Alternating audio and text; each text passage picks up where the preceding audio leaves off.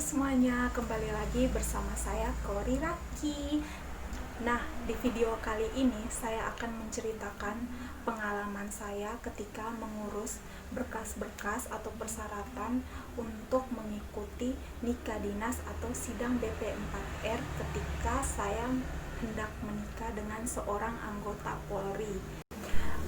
Oke, sekarang kita masuk ke dalam berkas-berkas atau persyaratan yang dibutuhkan agar kita bisa mendapatkan izin dari instansi calon suami kita agar bisa mengikuti sidang BP4R atau nikah dinas.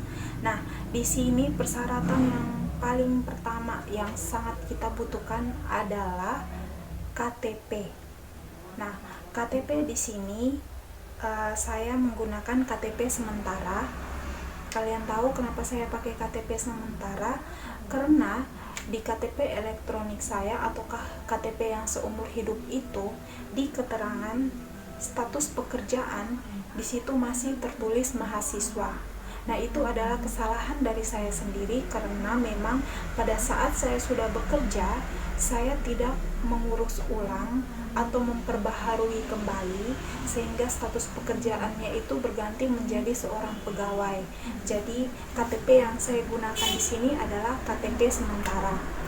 Karena begini teman-teman, kalau misalkan saya tetap menggunakan KTP elektronik atau iktp yang status pekerjaannya itu adalah seorang mahasiswa, maka semua surat-surat yang saya butuhkan untuk nikah dinas yang dikeluarkan oleh pihak kelurahan atau lainnya itu pasti akan berpatokan dari KTP tersebut. Maka di identitas saya yang ditulis pada surat-surat lainnya itu pasti saya ini bukan sebagai pegawai tapi seorang mahasiswa.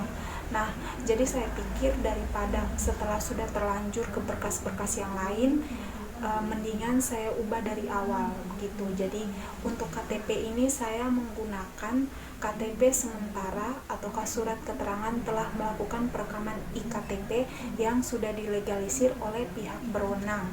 Nah, berkas atau persyaratan yang harus kita siapkan berikutnya adalah akte kelahiran dari si calon istri ataukah dari saya sendiri. Nah, di sini kalau untuk akte kelahiran ini pastikan kita semua itu sudah punya ataukah sudah memiliki.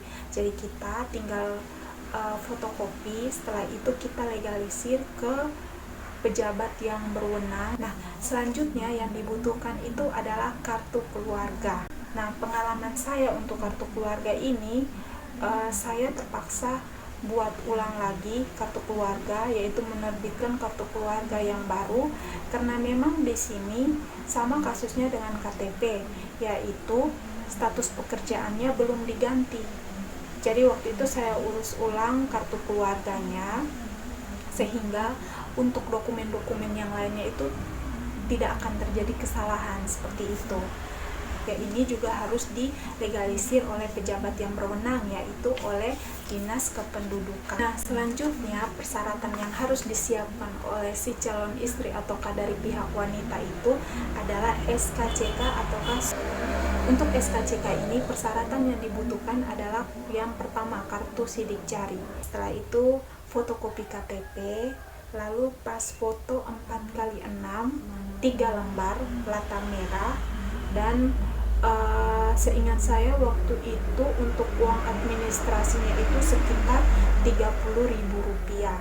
Ketika SKCK-nya sudah jadi, sebaiknya teman-teman itu baca kembali atau dicek kembali apakah pengetikannya baik nama, tujuan kita membuat SKCK, terus tempat tanggal lahir, agama, alamat kita, apakah sudah sesuai dengan yang tertera di KTP ataukah yang sebenarnya.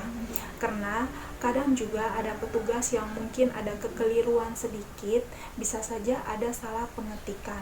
Jadi supaya teman-teman tidak pulang balik kantor polisi, sebaiknya dicek dulu. Nah, setelah itu berkas berikutnya yang kita perlukan sebagai si calon istri atau pihak menikah ataukah pihak wanita maksudnya, itu adalah surat permandian. Nah, saya beragama Katolik, maka saya harus melampirkan juga surat permandian. Surat permandian di sini digunakan untuk menyatakan bahwa saya benar-benar dan sah beragama Katolik. Seperti itu. Nah, selanjutnya surat-surat yang kita butuhkan, dan surat ini harus diproses di kantor kelurahan. Pertama itu ada surat keterangan domisili.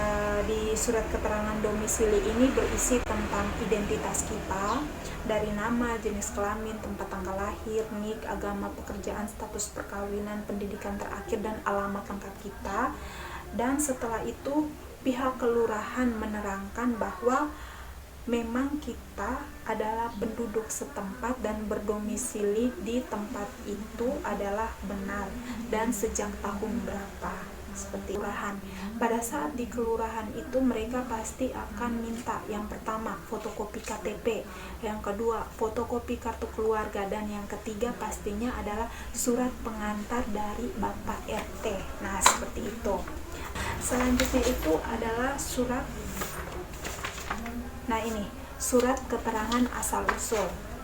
Nah, untuk proses pembuatan surat keterangan asal-usul ini sama seperti surat keterangan domisili. Jadi kita membutuhkan pengantar dari pihak RT. Jadi kita harus ke Pak RT bawa KTP, setelah itu Pak RT kasih kita surat pengantar. Setelah itu kita harus pergi ke pihak kelurahan. Di pihak kelurahan itu juga mereka akan minta lagi fotokopi KTP, fotokopi kartu keluarga, dan pastinya surat pengantar dari Pak RT. Jadi saran saya untuk beberapa surat yang memang harus dikeluarkan oleh pihak kelurahan sebaiknya diurus satu kali, sehingga untuk fotokopi KTP dan kartu keluarganya itu bisa sekali saja. Tapi di sini kalau pengalaman saya di kelurahan saya itu untuk satu surat itu harus satu pengantar dari Pak RT. Jadi tidak bisa dalam satu pengantar itu ada beberapa poin seperti itu. Jadi masing-masing itu satu. Jadi supaya mempermudah kita sebaiknya kita urus semua, lalu kita lampirkan jadi satu KTP, kartu keluarga, dan berbagai macam surat pengantar untuk surat-surat yang kita butuhkan, sehingga kita tidak usah pulang balik seperti itu. Jadi sekali urus, sehari urus langsung jadi. Nah, untuk surat keterangan asal-usul ini, isinya itu menerangkan bahwa kita adalah benar-benar anak kandung dari orang tua kita, seperti itu. Jadi di sini di surat keterangan asal-usul itu ada tertulis identitas saya sendiri sebagai anak, identitas dari orang tua, kedua orang tua, yaitu bapak dan ibu. Dan di situ menyatakan bahwa saya benar-benar adalah anak kandung dari kedua orang tua saya. Nah, selanjutnya yang dibutuhkan adalah surat keterangan belum menikah. Untuk surat ini juga proses pembuatannya sama seperti surat-surat yang sebelumnya.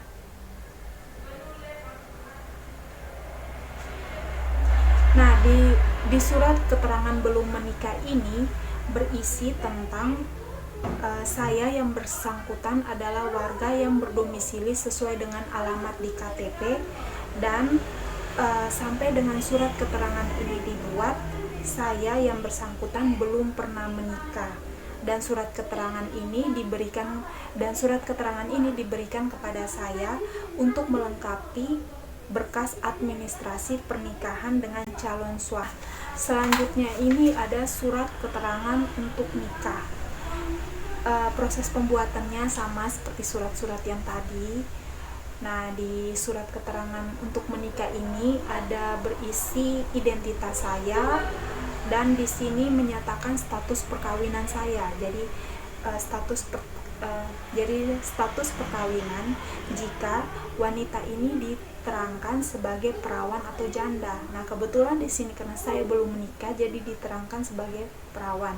Demikianlah surat keterangan ini dibuat dengan mengingat sumpah jabatan dan untuk dipergunakan seperlunya.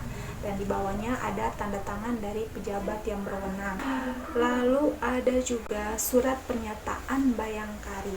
Nah, untuk surat pernyataan bayangkari ini kita buat sendiri dengan format yang diberikan oleh instansi calon suami kita. Nah, isi dari surat pernyataan Bayangkari itu adalah identitas kita dari nama, tempat tanggal lahir, umur, agama, pekerjaan, dan alamat.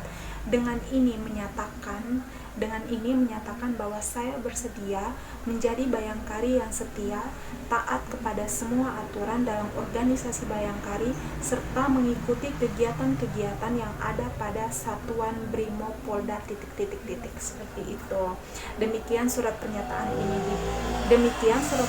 ini saya buat sebenar-benarnya, dan apabila di kemudian hari terdapat kekeliruan dengan surat pernyataan ini, saya bersedia dituntut sesuai hukum yang berlaku.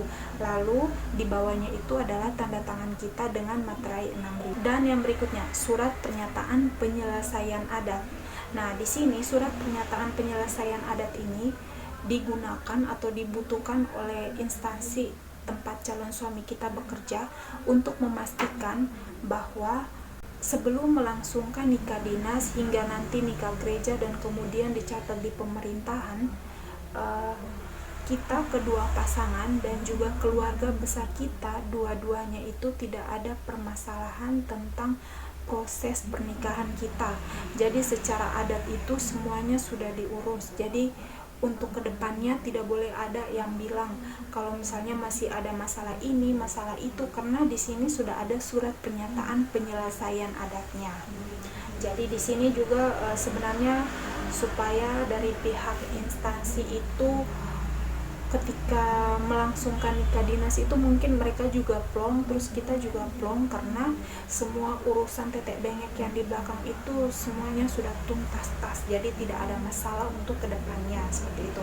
Nah, untuk surat pernyataan penyelesaian adat ini itu ada identitas dari kedua orang tua kita, yaitu dari orang tua dari calon suami dan orang tua dari calon istri. Nah, di sini nanti disebutnya pihak pertama dan pihak kedua. Selanjutnya disebutkan bahwa dengan ini pihak pertama yang merupakan orang tua kandung dari calon suami dengan jabatan di kantor ... dan pihak kedua yang merupakan orang tua kandung dari calon istri atas nama saya sendiri bersama-sama sepakat menyatakan bahwa terkait proses adat perkawinan anak-anak kami telah selesai dilaksanakan dan tidak mengalami hambatan dalam pengurusan proses pernikahan selanjutnya, baik di dinas kepolisian maupun di paroki setempat, seperti itu. Nah, di bawahnya itu nanti ada tanda tangan dari kedua orang tua, pihak kedua dan pihak pertama, serta tertanggal sekian di tempat mana, seperti itu. Oke, selanjutnya saya akan menjelaskan persyaratan-persyaratan yang dibutuhkan ataukah yang harus dilengkapi dari pihak wanita, khususnya adalah orang tua dari pihak wanita. Nah, di sini yang pertama dibutuhkan sama seperti saya tadi adalah KTP. Jadi kita harus mengumpulkan KTP dari bapak dan mama.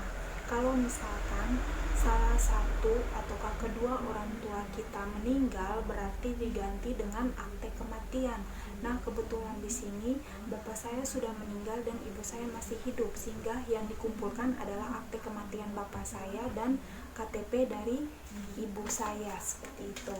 Nah, yang kedua ada surat keterangan catatan kepolisian untuk bapak dan ibu saya. Di sini karena bapak saya sudah meninggal, jadi saya menggunakan wali, jadi SKCK dari ibu kandung saya dan wali. Nah, untuk urusannya sama seperti SKCK yang saya jelaskan tadi, yaitu SKCK milik saya.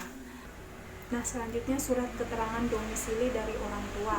Isi dari surat ini adalah identitas dari orang tua kita, dan surat ini menerangkan bahwa yang bersangkutan merupakan warga yang berdomisili sesuai dengan alamat di atas atau alamat di KTP, dan surat keterangan ini diberikan kepada yang bersangkutan untuk melengkapi berkas administrasi pernikahan anaknya Margareta de Cortonaraki, yaitu nama saya. Nah, demikian surat keterangan ini dibuat untuk dipergunakan sebagaimana mestinya. Nah, untuk yang surat keterangan domisili ini sama juga persyaratannya itu atau prosesnya itu sama juga dengan surat keterangan domisili yang untuk saya sendiri. Jadi harus ke pihak RT, terus harus bawa KTP, kartu keluarga, dan surat pengantar dari pihak RT. Nah, selanjutnya